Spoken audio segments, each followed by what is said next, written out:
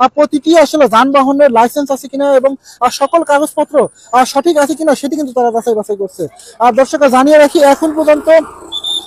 লালপুরে এখন পর্যন্ত কিন্তু 17টি মামলায় জরিমানা করা হয়েছে এবং সেটি কিন্তু লালপুর উপজেলা সকাল থেকেই কিন্তু আজকে যেই বিশেষ ট্রাফিক চেকপোস্ট বসিয়ে যে অভিযান সেটি কিন্তু চলমান রয়েছে।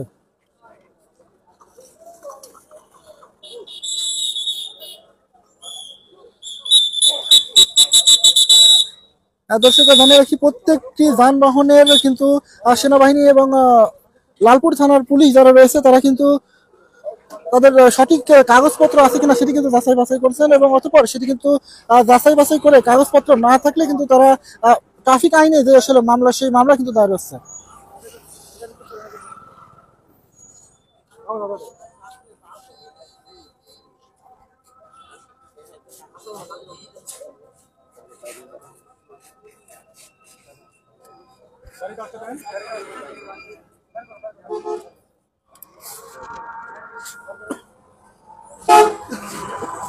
আর দর্শক, শুধু কিন্তু আজকেই নয়, এর আগে আমরা আসলে বিগত সময়গুলোতে দেখেছি ধারাবাহিকভাবে লালপুরের প্রত্যেকটি সড়কে কিন্তু চেকপোস্ট বসিয়ে আসলে গাড়ির কাগজপত্র আছে কিনা সেটি কিন্তু যাচাই বাছাই করা হচ্ছে এবং এক্ষেত্রে আসলে যারা উঠতি বয়সী যেসব চালকরা রয়েছে বা মোটরসাইকেল আরোহীরা রয়েছে তারা কিন্তু আসলে এমন আসলে চেকপোস্ট বসানোর জন্য কিন্তু আসলে সাধারণ মানুষ উপকৃত হচ্ছে।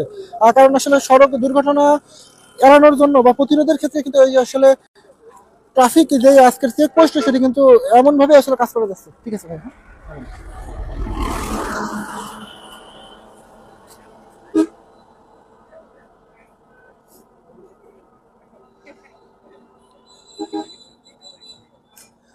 দর্শক জানিয়ে রাখি, সকাল থেকে এখন পর্যন্ত 17টি কিন্তু মামলা দায়ের হয়েছে, যেটি আসলে সড়ক আইনে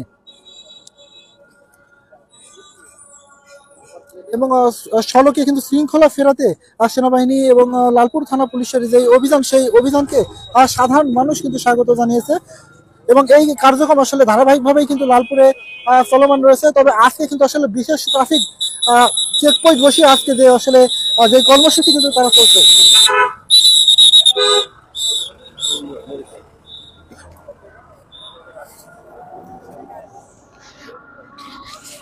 দর্শক জানিয়ে রাখতে চাই, এই মুহূর্তে আমরা কিন্তু রয়েছি